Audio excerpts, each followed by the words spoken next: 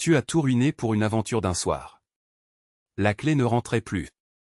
Je me tenais devant ce qui était mon ancien immeuble d'appartement sur Maple Street, tenant la clé en laiton qui avait ouvert ma porte d'entrée pendant 8 ans. 18 mois à la prison du comté et ils avaient changé les serrures. Bon sang, ils avaient tout changé. L'immeuble avait une nouvelle couche de peinture, de nouvelles caméras de sécurité et un panneau qui me glaça le sang. Monroe Development Property. Jax Monroe, le patron de ma femme, l'amant de ma femme, mon destructeur. Le vent de novembre transperçait ma veste fine tandis que je faisais le tour du bâtiment. Personne ne me regarda 2 fois. La prison fait ça à un homme. Le rend invisible. Tant mieux.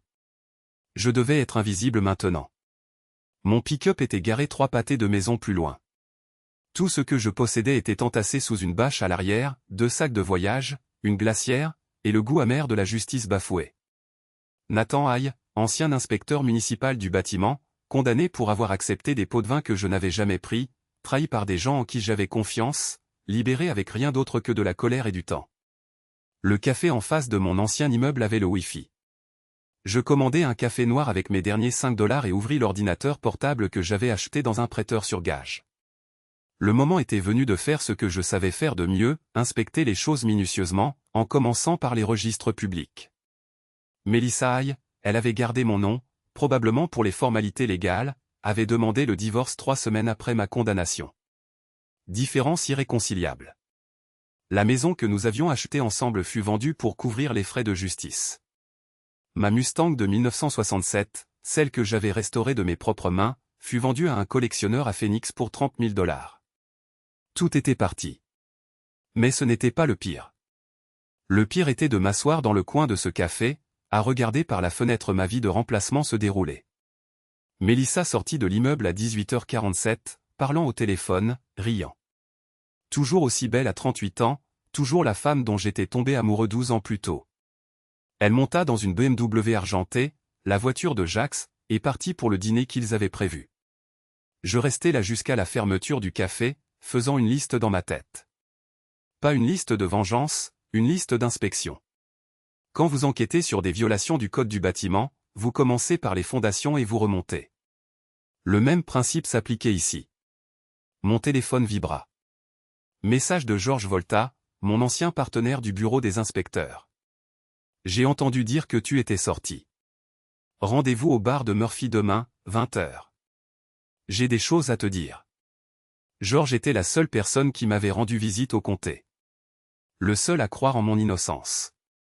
Si quelqu'un avait la vraie histoire, c'était lui. Je conduisis jusqu'au parking du Walmart et fis mon lit dans la cabine du camion. Demain, je commencerai à monter mon dossier. Ce soir, je fixai le plafond et me souvins de la dernière chose que Melissa m'avait dite avant le procès, dis-leur simplement ce qu'ils veulent entendre, Nathan.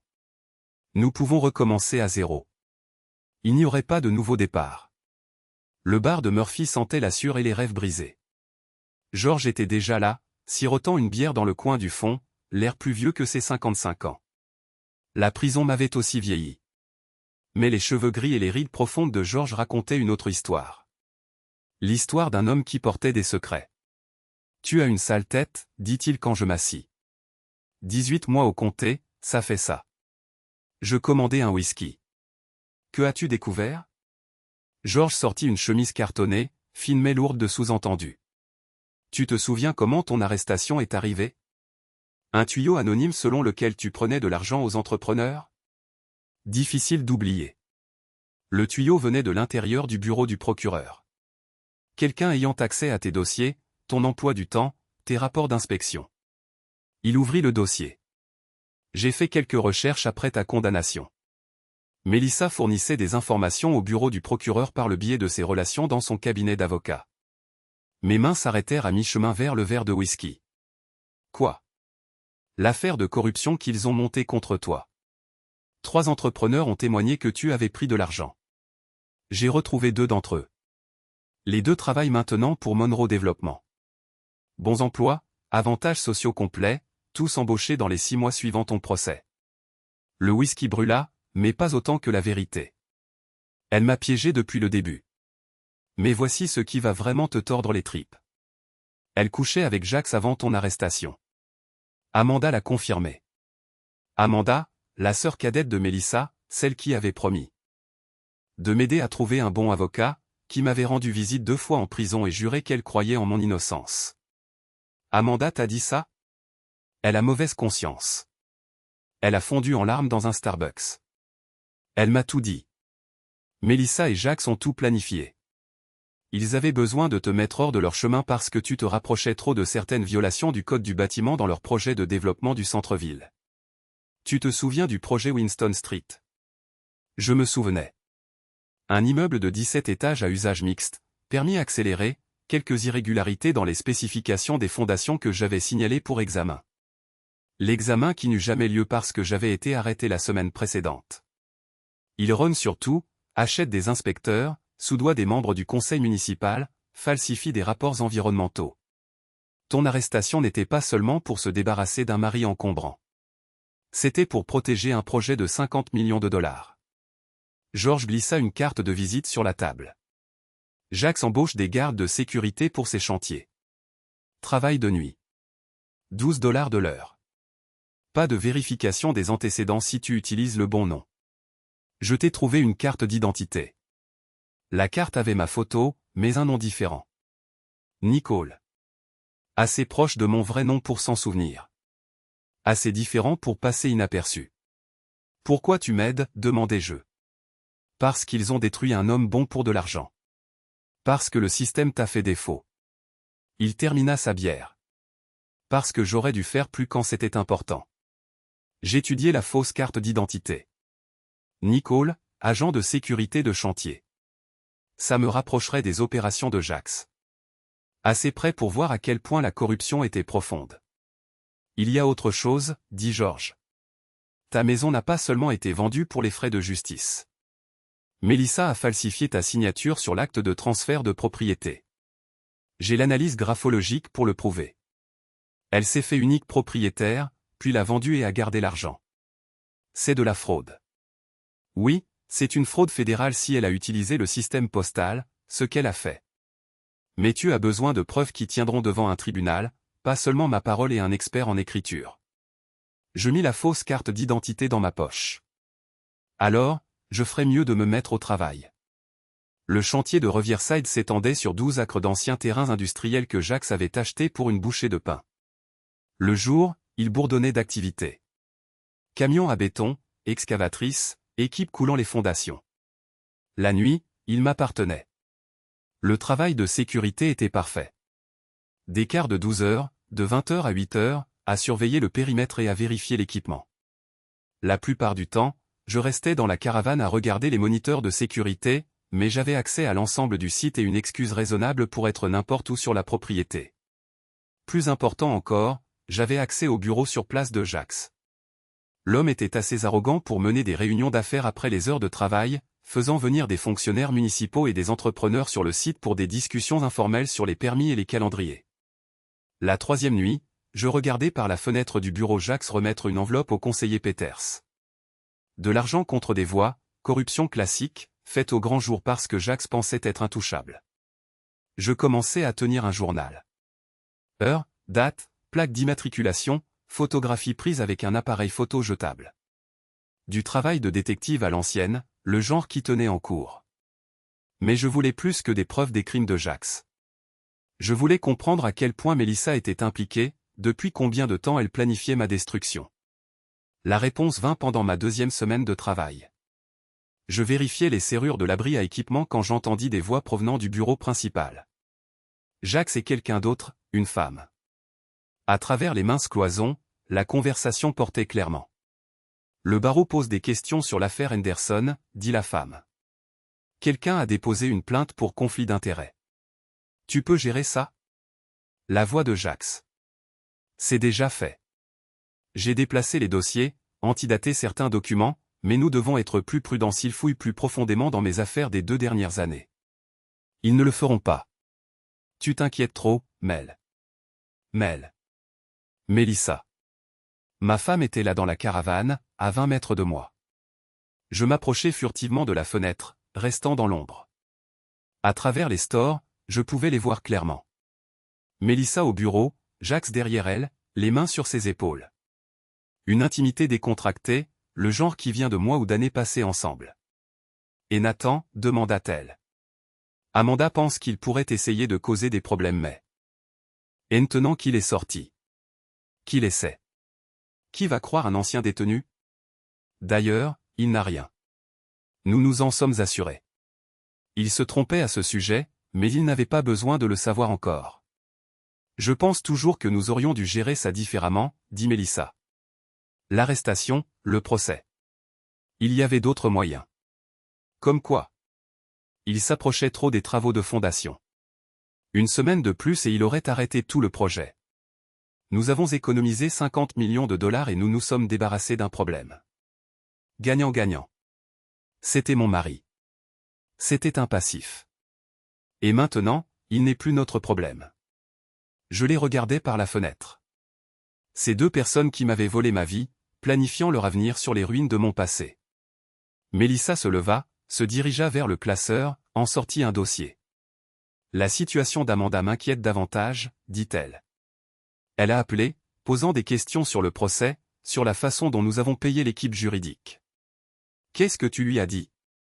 Rien encore, mais elle n'est pas stupide. Elle sait que tu as payé les avocats de Nathan, et elle sait qu'ils ont saboté l'affaire exprès. C'était une nouvelle information. Amanda savait pour le montage juridique. Ma propre belle-sœur les avait regardés me détruire et n'avait rien dit. Non, Amanda n'est pas un problème, dit Jax. Elle a pris de l'argent pour se taire pendant le procès. Elle est aussi coupable que nous maintenant. J'espère que tu as raison.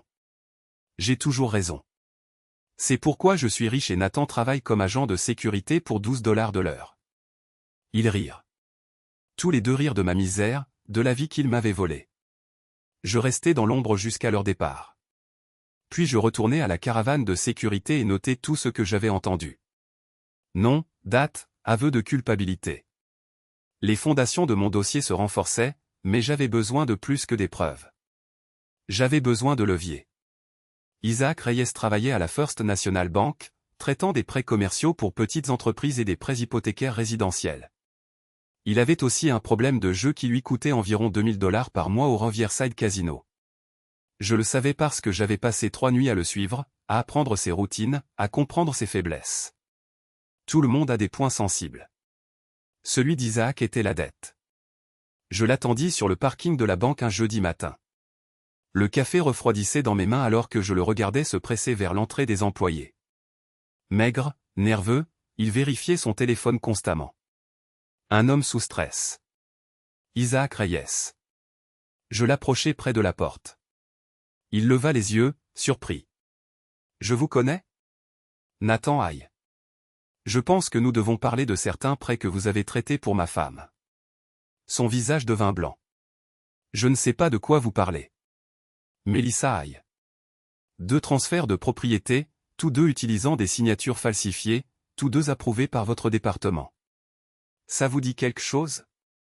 Isaac jeta un coup d'œil autour du parking, cherchant des voies d'évasion. Vous ne pouvez rien prouver. En fait, si. Analyse graphologique, expertise documentaire, vidéo de sécurité de la banque des jours où les documents ont été déposés. Mais je ne suis pas là pour vous causer des problèmes, Isaac. Je suis là pour vous offrir une solution. Quel genre de solution? Le genre où vous m'aidez à prouver la fraude et je ne mentionne pas vos dettes de jeu à votre superviseur ou à votre femme. Il suait maintenant, malgré l'air froid du matin. Vous me faites du chantage. Je vous offre une chance de faire ce qui est juste. Aidez-moi à prouver ce qui s'est réellement passé et personne n'aura à savoir pour vos voyages au casino ou l'argent que vous avez emprunté à la coopérative de crédit des employés pour couvrir vos pertes. Isaac fixa ses chaussures. Que voulez-vous? Des copies des documents de prêt, les originaux, pas les versions nettoyées, et un témoignage sur la façon dont les signatures ont été vérifiées. Je pourrais perdre mon emploi. Vous perdrez plus que ça si ça se passe mal. Votre choix, Isaac. Aidez-moi maintenant ou expliquez plus tard aux enquêteurs fédéraux pourquoi vous avez approuvé des prêts frauduleux. Il accepta de me rencontrer ce week-end avec les documents. Un point sensible réglé, plusieurs autres à venir. La prochaine cible était Daryl Lowe, l'associé de Mélissa. Selon mes recherches, Daryl avait un faible pour les escorts chers et la moralité bon marché. Plus important encore, il avait accès à tous les dossiers de Mélissa et à toutes les communications des clients. Je le trouvais au bar du Marriott le vendredi soir, ivre et loquace. L'approcher directement était trop risqué, alors j'utilisais une stratégie différente. J'engageais quelqu'un pour l'approcher. Son nom était Sarah, et elle n'était pas vraiment une escorte. C'était la niais. Ceux de George, une actrice entre deux emplois qui avait besoin d'argent rapide et ne craignait pas de jouer un rôle. Le plan était simple. Faire parler Daryl, enregistrer la conversation, utiliser l'information comme levier. Cela fonctionna mieux que prévu. Daryl, après 3 whisky, raconta à Sarah son cabinet d'avocats, ses associés, et ses préoccupations concernant certaines affaires douteuses qu'ils avaient traitées récemment. Des affaires impliquant des documents falsifiés, des témoins soudoyés, et des altérations de preuves. Nous avons gagné beaucoup d'argent sur l'affaire Aïe, dit-il, ne sachant pas que l'appareil d'enregistrement de Sarah captait chaque mot. De l'argent facile. Le gars n'a jamais eu aucune chance une fois que Mélissa a décidé de le jeter en pâture. Que voulez-vous dire, demanda Sarah, jouant la compagne intéressée. Elle l'a piégé depuis le début. A fourni des informations au procureur, convaincu les témoins clés de mentir, a même fait en sorte que ses propres avocats s'abordent l'affaire. Brillant. Vraiment impitoyable, mais brillant. N'était-il pas son mari? Le mariage est un arrangement commercial. Quand les affaires vont mal, on liquide et on passe à autre chose. Mélissa est douée pour les affaires. Sarah le maintint en conversation pendant 1 heure, obtenant des détails sur les documents falsifiés, les pots de vin aux témoins et la conspiration qui avait détruit ma vie. Quand elle me donna l'enregistrement le lendemain, j'avais assez de preuves pour détruire la carrière de Daryl et impliquer Mélissa dans de multiples crimes. Mais j'avais toujours besoin des preuves matérielles pour étayer le témoignage. Amanda vivait dans un modeste duplex du côté sud de la ville, le genre de quartier où les gens s'occupaient de leurs affaires et ne posaient pas trop de questions.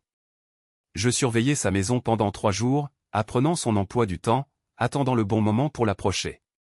Elle travaillait comme hygiéniste dentaire, partait au travail à 7 heures.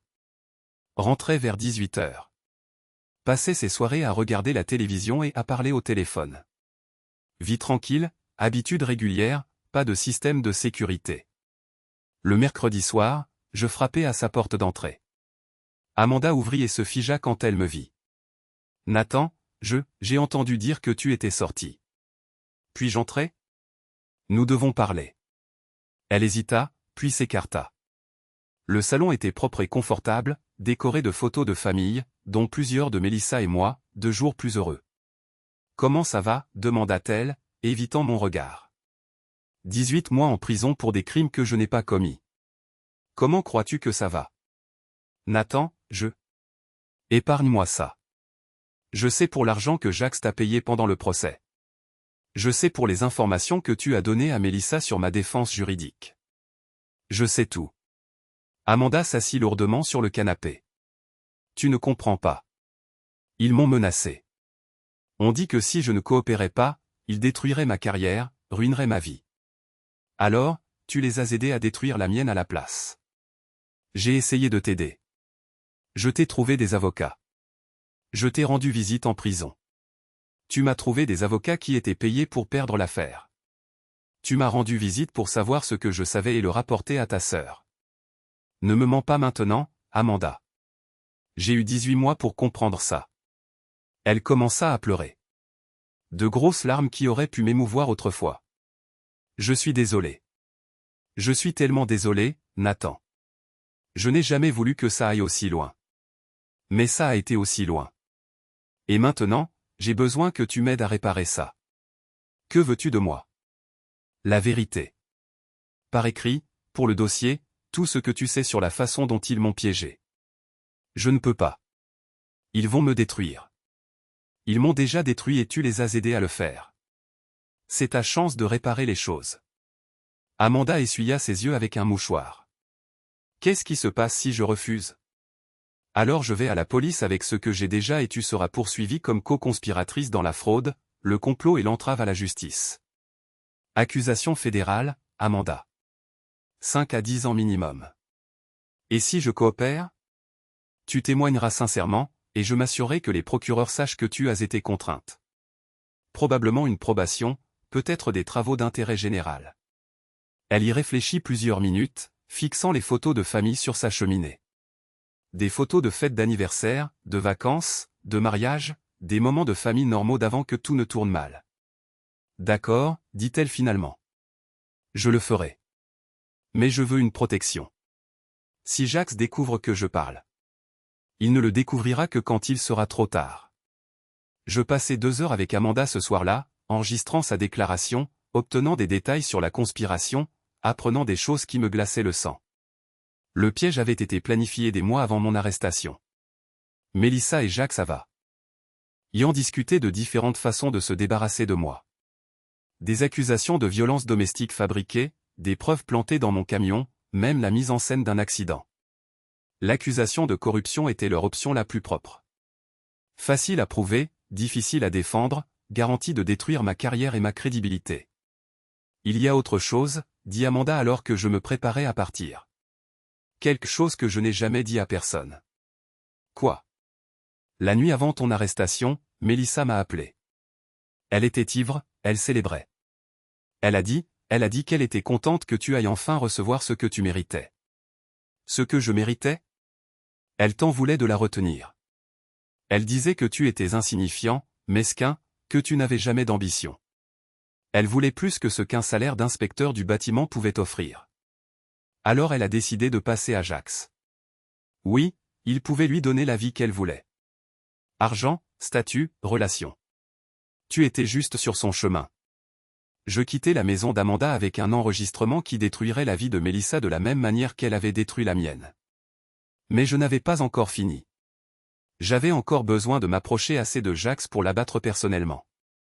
Ma 4e semaine de travail de nuit à la sécurité, tout changea. Je faisais mes rondes habituelles à 2 heures du matin quand je remarquai une lumière dans la caravane du bureau principal qui n'aurait pas dû être là. Par la fenêtre, je pouvais voir Jax à son bureau avec 2 hommes que je ne reconnaissais pas. L'un était grand et mince, portant un costume coûteux. L'autre était bâti comme un videur, cou épais et mains cicatrisées. Je m'approchai furtivement pour écouter. La situation de Haï se complique, disait l'homme mince. Il a posé des questions, parlé à des gens à qui il ne devrait pas parler. Quel genre de questions, demanda Jax.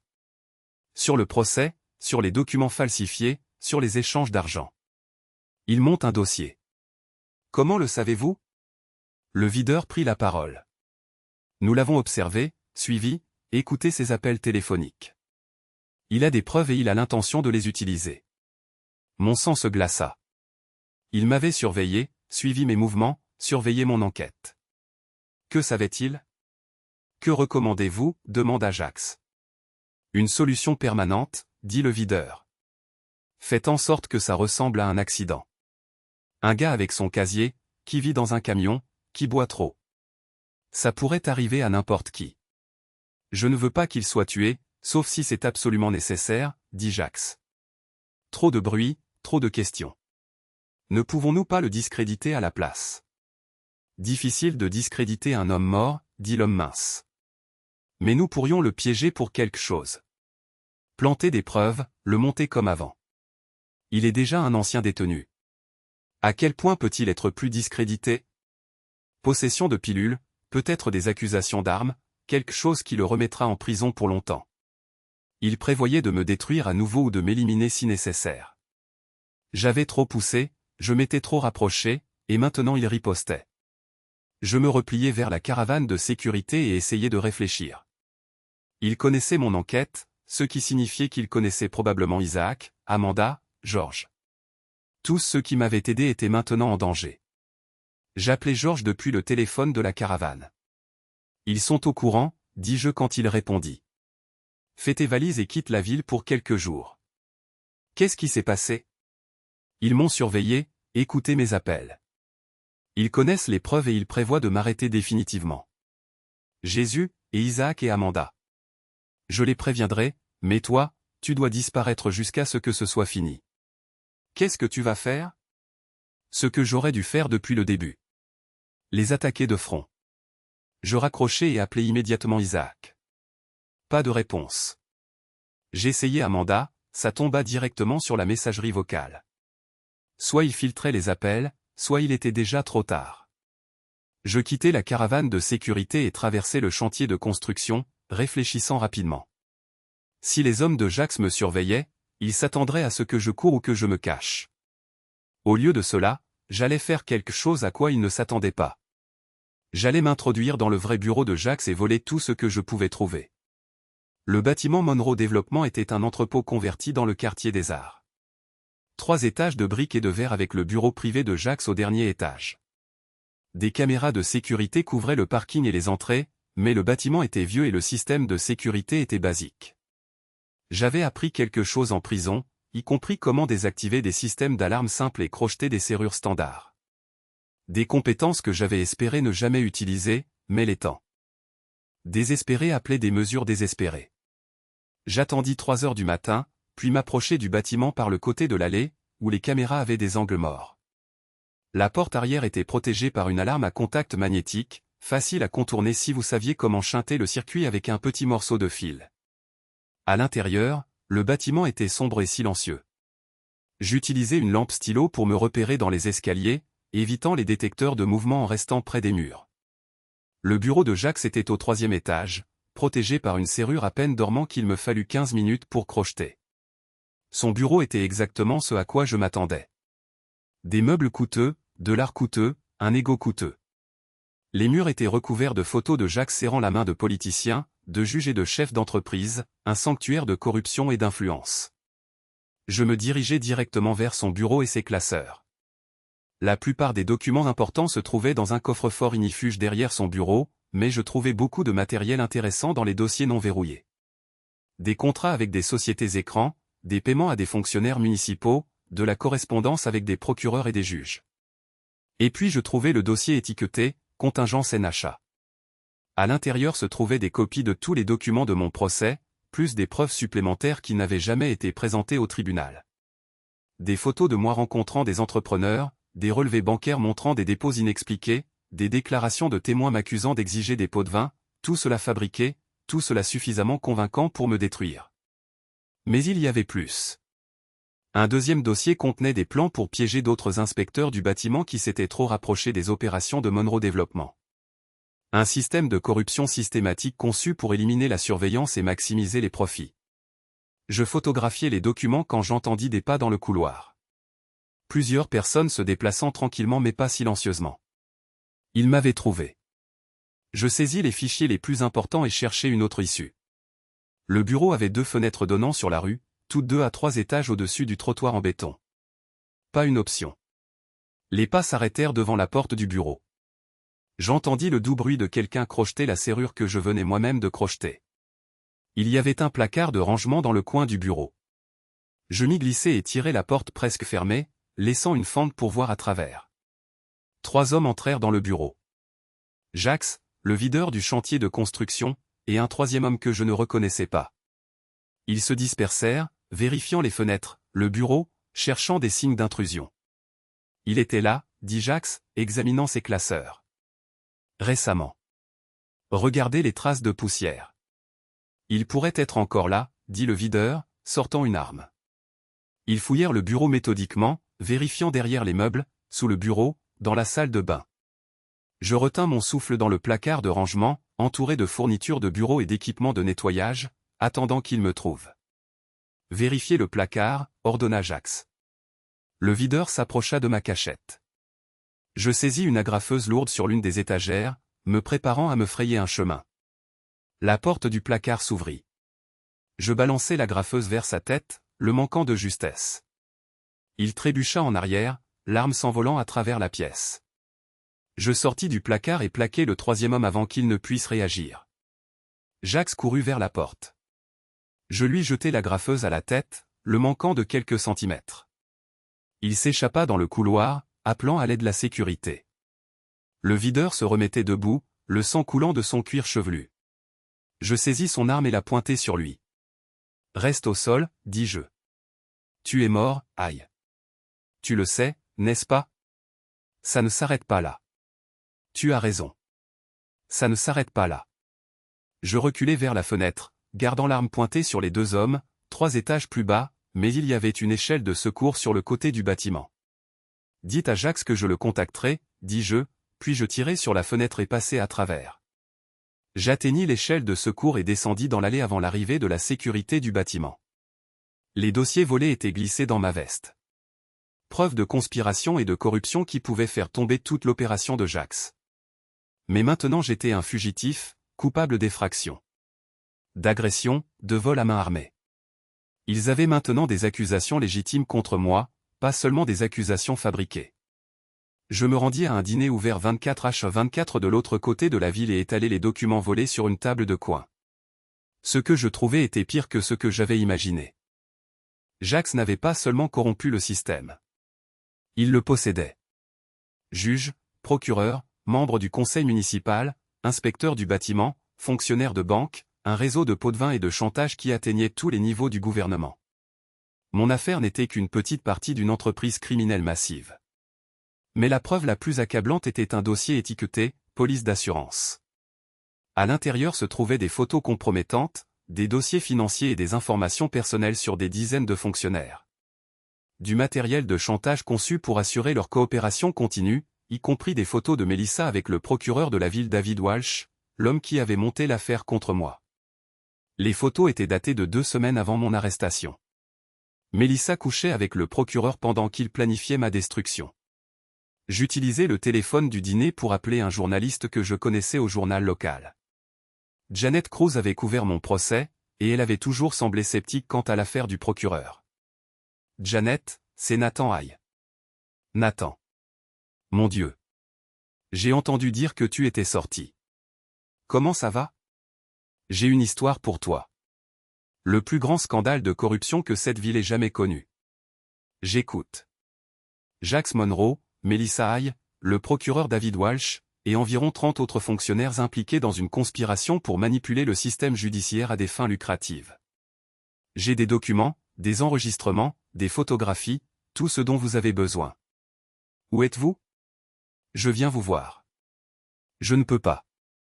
Il me traque maintenant. Mais je peux vous procurer les preuves. Rendez-vous à Lincoln Park demain à midi. Venez seul. Nathan. Si c'est une sorte de fantasme de vengeance. Ce n'est pas de la vengeance. C'est de la justice. Et si vous ne voulez pas l'histoire, je trouverai quelqu'un qui la voudra. Elle accepta de me rencontrer. D'une manière ou d'une autre, la vérité allait éclater. Lincoln Park à midi était animé par des joggeurs, des promeneurs de chiens et des employés de bureau en pause déjeuner. Couverture parfaite pour une rencontre clandestine. Je m'assis sur un banc près de l'étang, une enveloppe cartonnée pleine de preuves à côté de moi, attendant Janet Cruz. Elle arriva avec 15 minutes de retard, l'air nerveux et regardant par-dessus son épaule.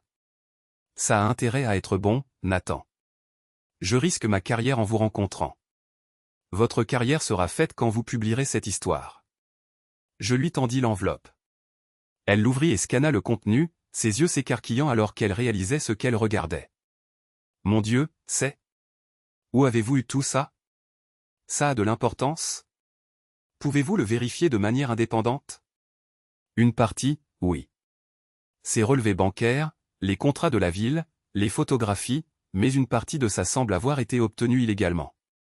Tout ce qui compte peut être confirmé par les registres publics et des sources légitimes. Je vous montre juste la bonne direction. Janet étudia les photos de Melissa et du procureur Walsh. Ça explique beaucoup de choses sur votre procès. L'accusation semblait connaître votre stratégie de défense à l'avance. Parce qu'il la connaissait.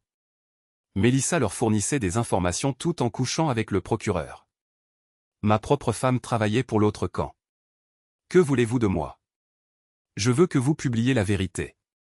Toute la vérité. Chaque marché corrompu, chaque fonctionnaire soudoyé, chaque vie qu'ils ont détruite.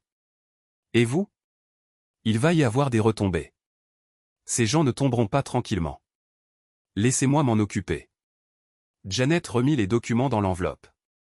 J'aurai besoin de quelques jours pour tout vérifier et écrire l'histoire. Pouvez-vous rester hors de tout problème jusque-là? J'essaierai. Elle partit et je retournai à mon camion garé 6 pâtés de maison plus loin. La preuve était maintenant en mouvement, au-delà de la capacité de Jax à la supprimer ou à la contrôler. Mais je n'avais pas encore fini. J'avais encore une affaire personnelle à régler. Amanda m'attendait à mon camion, assise sur le haillon comme si elle était là depuis des heures. Ils sont venus chez moi, dit-elle sans lever les yeux. Jacques et 2 autres hommes. Ils savent que je t'ai parlé. Qu'est-ce qu'ils voulaient? Ils voulaient que je retire ma déclaration. Que je dise que j'ai menti, que tu m'as menacé, que tu es instable et dangereux. Et je leur ai dit d'aller se faire voir. J'étudiais son visage, cherchant des signes de tromperie. Amanda m'avait déjà trahi une fois. Pouvais-je lui faire confiance maintenant? Ils m'ont offert de l'argent, continua-t-elle. Beaucoup d'argent, assez pour payer ma maison, recommencer ailleurs. Mais tu as refusé. J'ai refusé. Ce qu'ils t'ont fait était mal, Nathan. J'aurais dû l'arrêter quand j'en avais l'occasion. Pourquoi ne l'as-tu pas? Est-ce fait? Parce que j'avais peur.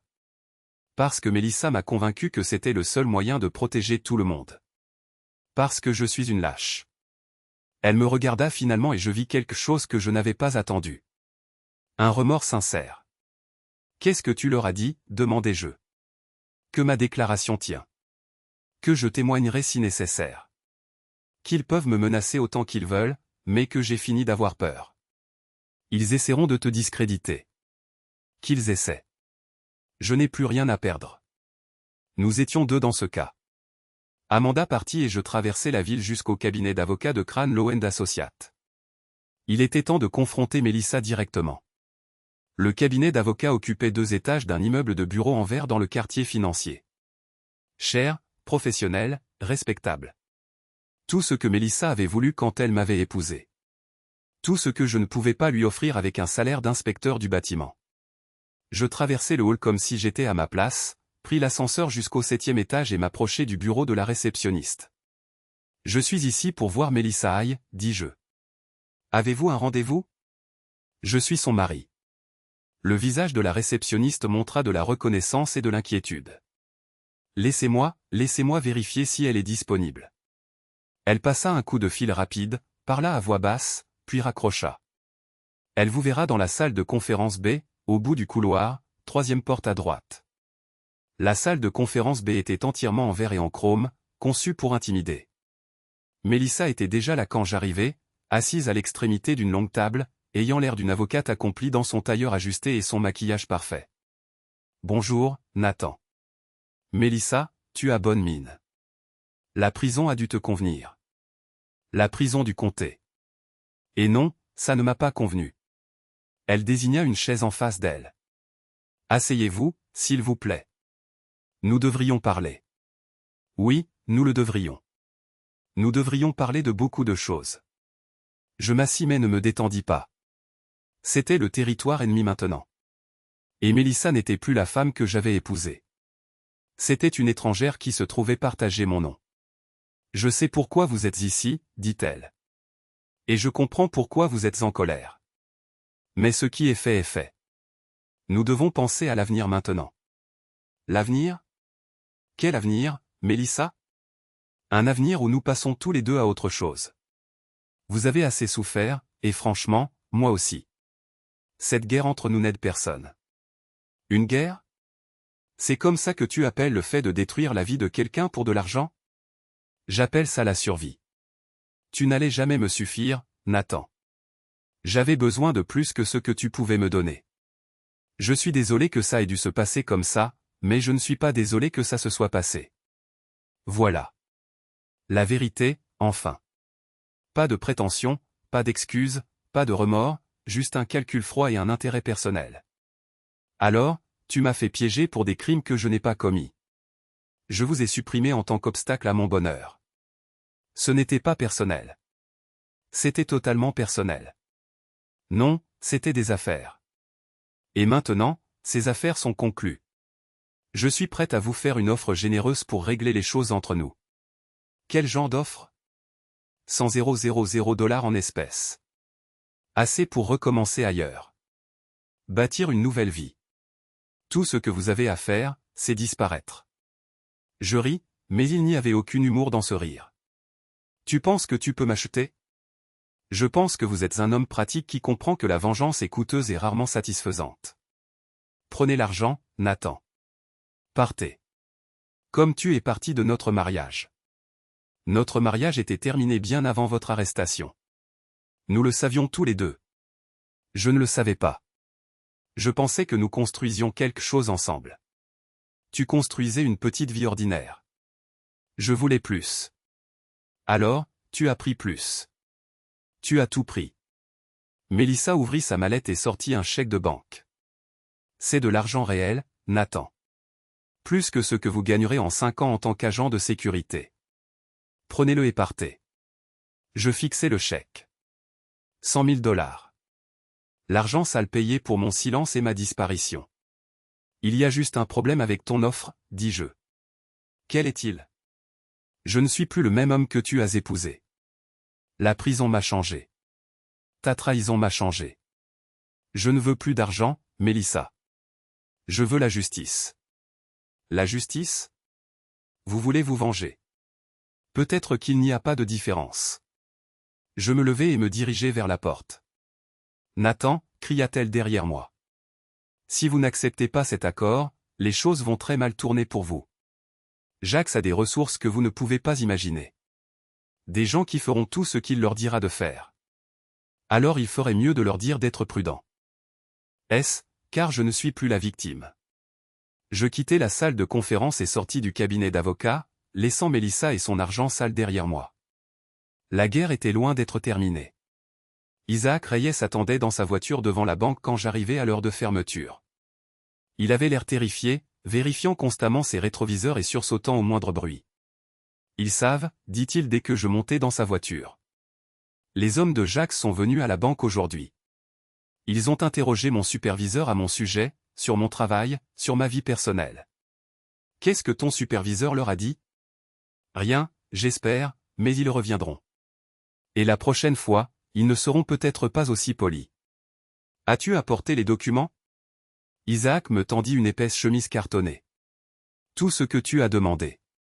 Les demandes de prêt originales, les rapports de vérification des signatures, les mémos internes sur les irrégularités. Tout y est. Je parcourus les documents. Des preuves claires de fraude, de falsification et de conspiration. La signature de Mélissa sur des documents que je n'avais jamais vus. Ma signature falsifiée sur des papiers que je n'avais jamais signés. C'est du bon travail, Isaac. Ça tiendra devant un tribunal. Est-ce que ça aura de l'importance si nous sommes tous les deux morts? Nous n'allons pas mourir. Mais tu dois disparaître un moment. Prends des vacances. Rends visite à des proches hors de l'État. Éloigne-toi d'ici jusqu'à ce que ce soit fini. Je ne peux pas me permettre de vacances. Les dettes de jeu, le prêt de la coopérative de crédit. Prends ça. Je lui tendis 500 $ de mes maigres économies. Va quelque part en sécurité et reste Y. Isaac regarda l'argent comme une bouée de sauvetage. Pourquoi tu m'aides? Je les ai aidés à te détruire. Parce que tu m'aides à reconstruire et parce que nous faisons tous des erreurs quand nous avons peur. Il partit et je retournai à mon camion avec les preuves qui détruiraient la carrière de Mélissa et l'enverraient probablement en prison. Mais je voulais plus qu'une justice légale. Je voulais qu'elle ressente ce que j'avais ressenti. L'impuissance, la trahison, la perte de tout ce qui comptait. Je voulais qu'elle comprenne ce qu'elle m'avait fait. Mon téléphone sonna. Numéro inconnu. Nathan Haye. Qui demande? Détective Jenna Ballard, unité des crimes financiers. Je pense que nous devrions nous rencontrer. À quel sujet? Au sujet de Monroe Développement, de votre ex-femme et d'une enquête pour corruption qui dure depuis 8 mois. Pouvez-vous me rencontrer ce soir? C'était inattendu. Où? Des sur Fifth Street, 21 h. Venez seul. Elle raccrocha avant que je puisse poser d'autres questions. La détective Ballard était plus jeune que ce à quoi je m'attendais, peut-être 35 ans, avec des cheveux noirs courts et des yeux intelligents qui ne laissaient rien passer. Elle était déjà dans un coin du fond quand j'arrivai, sirotant un café et étudiant un épais dossier. Monsieur Haye, merci d'être venu. Je m'assis en face d'elle, méfiant. Comment avez-vous eu mon numéro? Nous surveillons les communications liées à Monroe Développement depuis des mois. Votre nom est apparu fréquemment. Surveillez les communications. Vous voulez dire des écoutes téléphoniques? Je veux dire une enquête exhaustive sur la corruption au sein du gouvernement municipal. Monroe Développement est au centre de tout cela. Elle ouvrit le dossier et me montra des photos de surveillance de Jax rencontrant divers fonctionnaires. Des relevés bancaires montrant des paiements suspects, des transcriptions de conversations enregistrées. Nous connaissons la corruption, la manipulation des contrats, l'intimidation des témoins. Nous connaissons votre cas et la façon dont il a été traité. Alors pourquoi n'avez-vous arrêté personne? Parce que nous voulons tout le réseau, pas seulement les petits poissons. Et parce que nous avions besoin de quelqu'un à l'intérieur pour nous aider à monter le dossier. Quelqu'un comme moi. Quelqu'un exactement comme vous. Vous avez accès aux opérations de Jax. Vous comprenez le système. Et vous avez une motivation très personnelle à ce que justice soit rendue. J'étudiais son visage, cherchant des signes de tromperie. Qu'est-ce que vous me demandez de faire? Aidez-nous à obtenir des preuves qui tiendront devant un tribunal. Témoignages, documents, enregistrements, tout ce que vous avez rassemblé par vous-même, mais fait légalement cette fois. Et en retour? En retour, nous nous assurons que les personnes qui ont détruit votre vie paient pour ce qu'elles ont fait. Tous, y compris Melissa, surtout Melissa. Nous connaissons son rôle dans votre piège, sa relation avec le procureur Walsh, les documents falsifiés. Elle risque des accusations fédérales pour fraude, complot et entrave à la justice. C'était ce que j'avais voulu entendre pendant 18 mois. Une reconnaissance officielle que j'avais été lésé. Que le système m'avait fait défaut, que la justice était encore possible. De quoi avez-vous besoin de ma part? Nous avons besoin que vous retourniez à votre travail de sécurité et que vous documentiez tout ce que vous voyez. Nous avons besoin d'enregistrements des réunions de Jax, de photographies d'activités illégales, de copies de documents incriminants. Ils savent que je me suis introduit dans le bureau de Jax. Ils vont me surveiller maintenant. Nous savons. C'est pourquoi nous accélérons le calendrier. Nous passerons à l'action dans les 2 prochaines semaines. La détective Ballard ferma le dossier et se pencha en avant. Nathan, je veux que vous compreniez quelque chose. Cette enquête ne concerne pas seulement votre cas. Monroe Développement a corrompu des dizaines de fonctionnaires, volé des millions de fonds publics et mis la vie de personnes en danger avec des constructions de qualité inférieure. Vous ne vous vengez pas seulement. Vous rendez justice. Et ma sécurité? Les hommes de Jax m'ont déjà menacé. Nous vous fournirons une protection si nécessaire, mais vous devez être prudent. Ces gens sont dangereux quand ils sont acculés. J'acceptais d'aider à l'enquête officielle, mais je gardais mes propres plans pour moi. La loi avançait lentement et je commençais à manquer de patience. 2 jours plus tard, tout dégénéra. J'étais sur le chantier, travaillant mon quart de sécurité habituel, lorsque 3 SUV noirs s'arrêtèrent au portail. 8 hommes en sortirent, tous vêtus de costumes sombres et portant des oreillettes. Sécurité professionnelle, le genre que l'on engage quand on veut envoyer un message. Jax sortit du véhicule de tête et se dirigea vers la caravane de sécurité. Je le regardai par la fenêtre s'approcher, flanqué de ses gardes. « Nathan aïe !» cria-t-il. « Sortez. Nous devons parler. » J'avais le choix. L'affronter maintenant ou essayer de fuir. Fuir me ferait paraître coupable et faible. L'affronter pourrait me tuer, mais cela me donnerait une chance de savoir ce qu'il savait. J'ouvris la porte de la caravane et sortis. Jax, un peu tard pour une réunion d'affaires, non. Il n'est jamais trop tard pour les affaires. Surtout quand ces affaires impliquent un vol, une effraction et une agression. Je ne sais pas de quoi vous parlez. Vous vous êtes introduit dans mon bureau il y a 3 nuits. Vous avez volé des documents confidentiels. Vous avez agressé mon personnel de sécurité. Prouve-le. Jax sourit, mais il n'y avait aucune chaleur dans son sourire. Je n'ai pas à le prouver. Je n'ai qu'à agir en conséquence. Ces hommes se dispersèrent, m'encerclant. Positionnement professionnel, mouvement coordonné. Ce n'étaient pas des voyous de rue. C'étaient des ex-militaires, probablement des mercenaires. Voici ce qui va se passer, continua Jax. Vous allez rendre tout ce que vous avez volé dans mon bureau. Vous allez cesser de harceler mes associés et partenaires commerciaux, et vous allez disparaître de cette ville définitivement. Ou quoi? Ou vous aurez un accident. Un accident tragique et inévitable qui vous laissera mort et discrédité comme vous l'avez fait pour moi avant. Non, avant nous vous avons donné une chance de survivre. Cette fois, nous ne serons pas si généreux. Je regardais ces hommes, calculant les angles et les distances. 8 contre 1. Tous armés. Tous professionnels. Les chances étaient impossibles. J'ai besoin de temps pour y réfléchir, dis-je. Vous avez jusqu'à demain soir, minuit. Rendez ce que vous avez volé ou faites face aux conséquences. Jax et ses hommes remontèrent dans leur SUV et partirent, me laissant seul sur le chantier de construction avec une condamnation à mort suspendue au-dessus de ma tête. J'appelai la détective Ballard depuis le téléphone de la caravane. Ils savent, dis-je quand elle répondit. Jax vient de me menacer de m'éliminer si je ne rends pas les documents volés. Où êtes-vous maintenant? Le chantier de construction. Mais je ne pense pas que je devrais rester ici. Sortez de là immédiatement. Allez au Marriott du centre-ville, chambre 412. Nous l'avons réservé sous un faux nom. Restez Y jusqu'à ce que je vous contacte. Et l'enquête? L'enquête vient de devenir une opération de sauvetage. Agissez vite, Nathan. Si Jax profère des menaces ouvertes, il est désespéré. Les gens désespérés font des choses désespérées. Je saisis mes quelques affaires de la caravane et conduisis vers le centre-ville, vérifiant mes rétroviseurs pour toute poursuite. Les rues semblaient normales, mais je ne pouvais me débarrasser du sentiment d'être observé. La chambre du Marriott était petite et anonyme, le genre d'endroit que les agences fédérales utilisent pour la protection des témoins. Je verrouillai la porte, fermai les rideaux et essayai de réfléchir. Jax avait montré sa main en me menaçant ouvertement.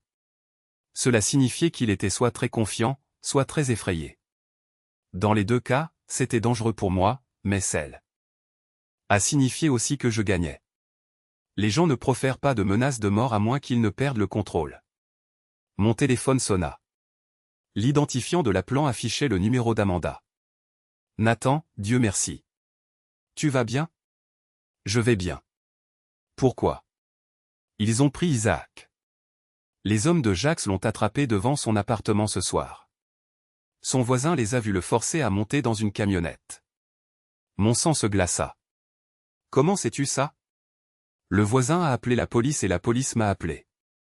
Je suis répertorié comme contact d'urgence parce que j'ai aidé Isaac avec son problème de jeu l'année dernière. Où est-il maintenant? Personne ne sait. La police traite ça comme un enlèvement, mais ils n'ont aucune piste. Isaac était parti, probablement mort. Il l'avait pris pour m'envoyer un message. Coopérer ou regarder tous ceux qui m'avaient aidé souffrir. Amanda, tu dois quitter la ville immédiatement ce soir. Je ne fuis pas, Nathan. J'ai fini de fuir. Il ne s'agit pas de courage. Il s'agit de survie. S'ils ont pris Isaac, ils viendront te chercher après. Qu'ils viennent. J'ai un fusil de chasse et la volonté de l'utiliser. Ce n'est pas un film, Amanda. Ce sont des assassins professionnels. Alors je suppose que nous ferions mieux de les arrêter avant qu'ils n'éliminent quelqu'un d'autre. Elle raccrocha avant que je puisse discuter davantage. Je restai assis dans la chambre d'hôtel, fixant les murs, pensant à Isaac, un homme bien qui avait fait de mauvais choix, maintenant probablement mort parce qu'il avait essayé de m'aider. Une autre victime de ma guerre avec Jax Monroe. Mais je ne reculais pas. Pas maintenant. Pas après être allé si loin. Il était temps d'en finir d'une manière ou d'une autre. La détective Ballard arriva à ma chambre d'hôtel à 6 heures du matin avec du café et de mauvaises nouvelles. Isaac Reyes est mort, dit-elle sans préambule. Ils ont trouvé son corps dans la rivière ce matin. Un seul coup de feu à la tête, style exécution. Je sentis les mots me frapper comme un coup physique. Isaac mort parce qu'il m'avait aidé.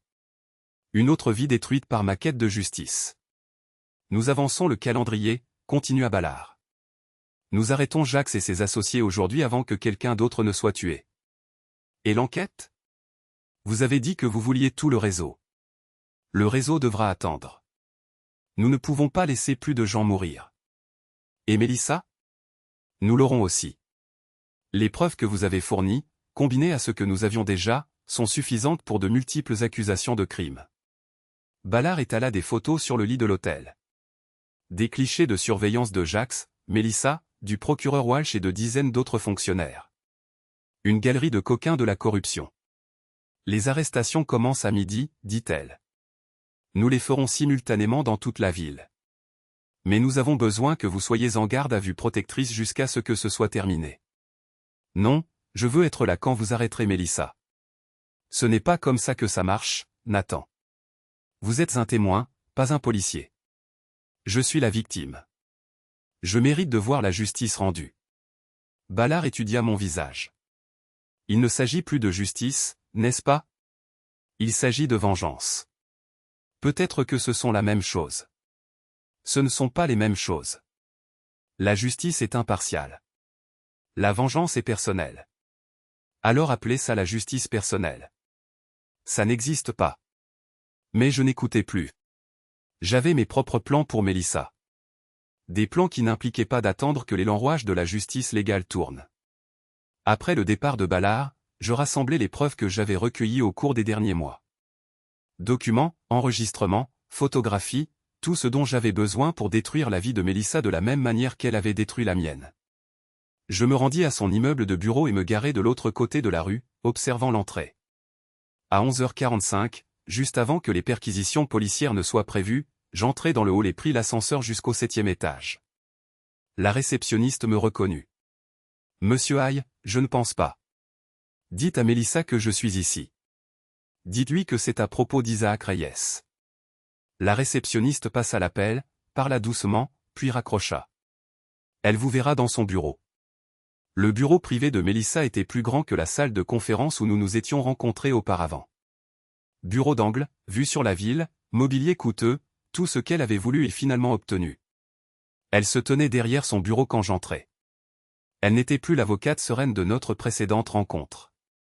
Elle avait l'air fatiguée, stressée, peut-être même effrayée. « J'ai entendu parler d'Isaac, dit-elle. Je suis désolé. Tu le es? Ou es-tu juste désolé qu'il ait été pris entre deux feux? Je n'ai jamais voulu que qui que ce soit blessé, mais tu étais prête à laisser faire. Et cela servait tes objectifs. » Mélissa se dirigea vers la fenêtre et regarda la ville. « Que voulez-vous, Nathan? Pourquoi êtes-vous ici? Je voulais voir ton visage quand ton monde s'écroulerait. » « Mon monde? De quoi parlez-vous? » Je regardai ma montre. 11h58, dans environ 2 minutes, des agents fédéraux vont vous arrêter pour fraude, complot et entrave à la justice. Vous serez menotté. Défilerez menotté hors de cet immeuble et serez incarcéré dans la même prison du comté où j'ai passé 18 mois. Son visage devint blanc. Vous mentez. Non.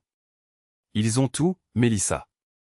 Les documents falsifiés, les témoins soudoyés, la falsification des preuves. Ils ont des enregistrements de vous planifiant ma destruction avec Jax et le procureur Walsh. Ces enregistrements sont illégaux. Ils ne tiendront pas devant un tribunal. Certains d'entre eux sont illégaux. Certains ne le sont pas, devine lesquels le jury entendra. Mélissa se détourna de la fenêtre et me fit face. Pour la première fois depuis que je la connaissais, elle avait l'air vulnérable, presque humaine. « Que voulez-vous de moi, Nathan? Des excuses? Du remords? Que faudra-t-il pour que cela cesse? Rien ne le fera cesser. C'est la justice, Mélissa. C'est ce qui arrive quand on détruit la vie d'un innocent pour de l'argent. Je t'ai aimé autrefois. Non, tu ne m'as pas aimé. Tu as aimé ce que je pouvais te procurer. Quand ce n'était pas suffisant, tu as trouvé quelqu'un qui pouvait t'en procurer plus. Ce n'est pas vrai. C'est tout à fait vrai. Et maintenant, tu vas le payer. » Ma montre indiquait 12h pile. Par la fenêtre du bureau, je pouvais voir des voitures de police s'approcher du bâtiment. « Ils sont là, dis-je. » Mélissa regarda par la fenêtre et vit les agents fédéraux entrer dans l'immeuble. Ses jambes la lâchèrent et elle s'assit lourdement sur sa chaise. « 25 ans, dis-je. C'est ce qui vous attend. Temps fédéral, pas de libération conditionnelle pendant les 10 premières années. Vous aurez 63 ans quand vous sortirez. Si vous sortez. S'il vous plaît, Nathan, il doit y avoir un autre moyen. » Il y avait un autre moyen. Tu aurais pu divorcer de moi, honnêtement. Tu aurais pu me laisser ma carrière, ma réputation, ma dignité.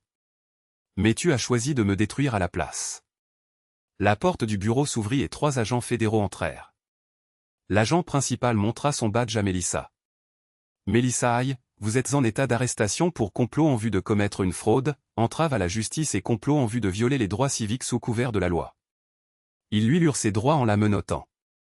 Elle ne résista pas, ne protesta pas, se contenta de me fixer avec un mélange de haine et d'incrédulité. « Ce n'est pas fini, dit-elle alors qu'il la conduisait vers la porte.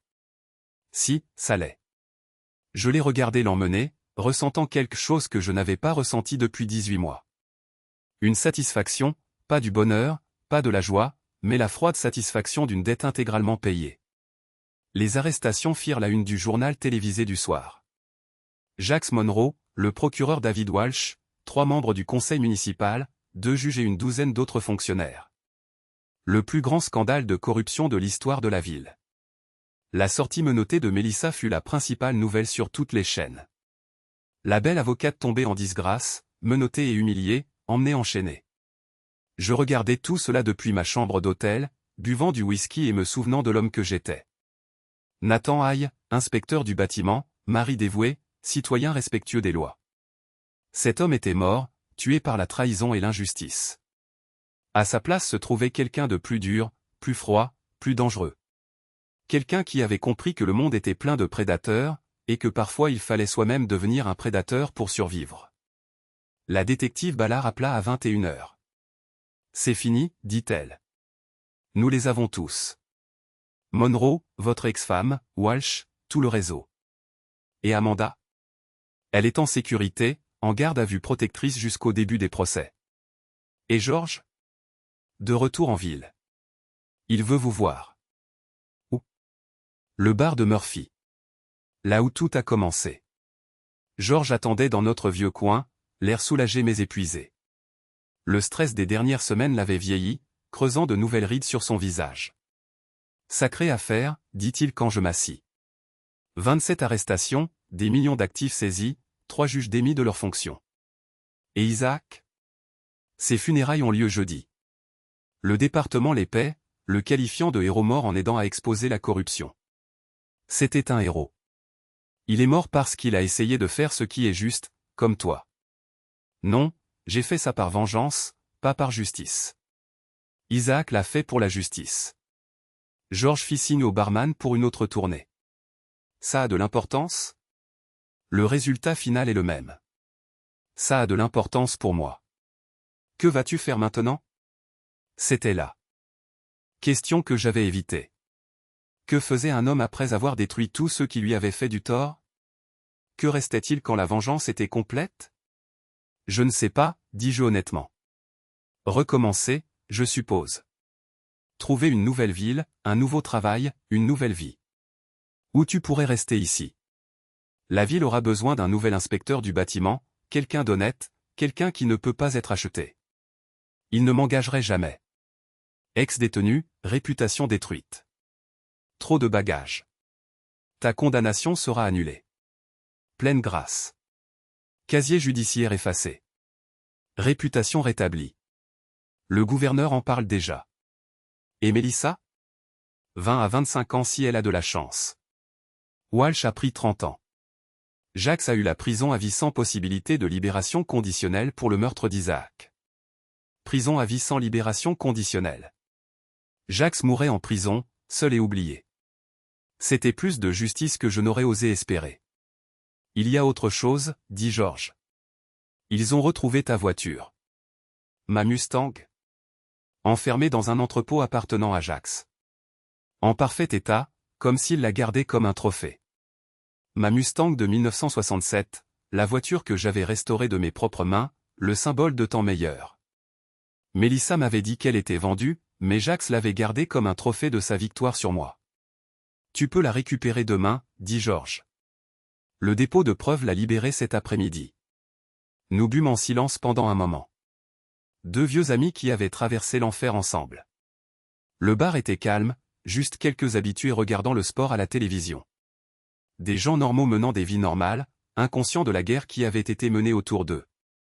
Je suis désolé pour Isaac, dit George finalement. Moi aussi.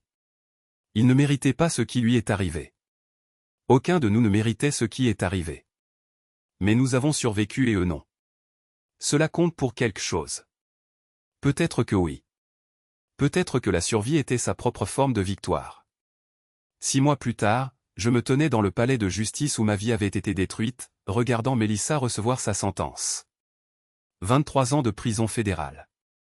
Aucune possibilité de libération conditionnelle avant les 12 premières années. Elle avait l'air différente maintenant. Uniforme de prisonnière au lieu de tailleur de créateur, pas de maquillage, cheveux tirés sévèrement. La transformation de l'avocate accomplie en criminel condamné était complète. Quand le juge lui demanda si elle avait quelque chose à dire avant la sentence, elle se leva et me regarda directement. « Je veux m'excuser, dit-elle, sa voix à peine audible. À mon ancien mari, aux victimes de mes crimes, à tous ceux que j'ai blessés. J'ai fait de terribles choix, et j'accepte l'entière responsabilité des conséquences. » C'était un bon discours, probablement préparé par son avocat. Mais je pouvais voir dans ses yeux qu'elle ne le pensait pas. Elle était désolée d'avoir été prise. Désolée d'aller en prison, mais pas désolée de ce qu'elle m'avait fait. C'était bien. Je n'avais de toute façon pas besoin de ses excuses. Après la sentence, je sortis du palais de justice sous un soleil éclatant. Ma Mustang était garée au trottoir, restaurée à sa gloire d'origine. La voiture qui représentait tout ce que j'avais perdu et que j'avais maintenant retrouvé. La détective Ballard attendait près de la voiture. « Comment vous sentez-vous » demanda-t-elle. « Comme la justice et la vengeance. Peut-être que ce sont la même chose après tout. » Elle me tendit une carte de visite. Le FBI forme une nouvelle équipe spéciale anticorruption. Nous pourrions utiliser quelqu'un avec votre expérience et votre motivation. Je regardai la carte. Agent spécial Nathan Haye. Ça sonnait bien. J'y réfléchirai, dis-je. Ne réfléchissez pas trop longtemps. Il y a beaucoup de fonctionnaires corrompus là-bas qui doivent être arrêtés et beaucoup d'innocents qui ont besoin de quelqu'un pour se battre pour eux. Exactement. Je montai dans la Mustang et démarrai le moteur. Le grondement du V8 était comme de la musique, un son que je pensais ne plus jamais entendre. Tout ce que j'avais perdu m'avait été rendu d'une manière ou d'une autre. En quittant le palais de justice, je passai devant le chantier où j'avais travaillé comme agent de sécurité pour Jacques Monroe. Il était abandonné maintenant, des bâtiments à moitié terminés se dressant comme des monuments à la corruption et à l'avidité. Une pancarte sur la clôture disait « Propriété du gouvernement fédéral, actifs saisis ». La justice avait été rendue. Les coupables avaient payé leurs dettes intégralement. Le système, aussi imparfait soit-il, avait finalement fonctionné. Mais je connaissais la vérité que la détective Ballard ne commençait que tout juste à comprendre. Il y aurait toujours plus de fonctionnaires corrompus, plus de victimes innocentes, plus de gens qui pensaient être au-dessus des lois. Et il faudrait des gens prêts à les arrêter, quel qu'en soit le prix. Je conduisis dans les rues de la ville, passant devant les lieux où ma vieille vie avait été détruite et ma nouvelle vie forgée. Le palais de justice où j'avais été condamné et disculpé. La prison où j'avais perdu mon innocence, le chantier où j'avais commencé ma vengeance. Tout cela était derrière moi maintenant. Je me garai sur le parking du bureau du FBI et restai un instant dans la voiture, moteur allumé, pensant à l'avenir. Je pouvais accepter le poste au sein de l'équipe spéciale, passer ma vie à traquer les fonctionnaires corrompus et à protéger les innocents, ou je pouvais disparaître, recommencer ailleurs, essayer de trouver la paix. Mais la paix était surfaite. La justice était meilleure. J'éteignis le moteur et me dirigeai vers le bâtiment du FBI. La carte de visite de la détective Ballard à la main. Il y avait du travail à faire, et j'étais l'homme qu'il fallait pour ça. Derrière moi, la Mustang était garée, attendant sa prochaine mission, un symbole de ce qui avait été perdu et de ce qui avait été retrouvé. Un rappel que parfois la justice et la vengeance étaient la même chose, et que parfois c'était suffisant. Le compte était réglé. Les livres étaient équilibrés. Les coupables avaient payé leurs dettes intégralement. Et Nathan Haye, ancien inspecteur du bâtiment, ancien détenu, ancienne victime, entra dans sa nouvelle vie la tête haute et la conscience claire.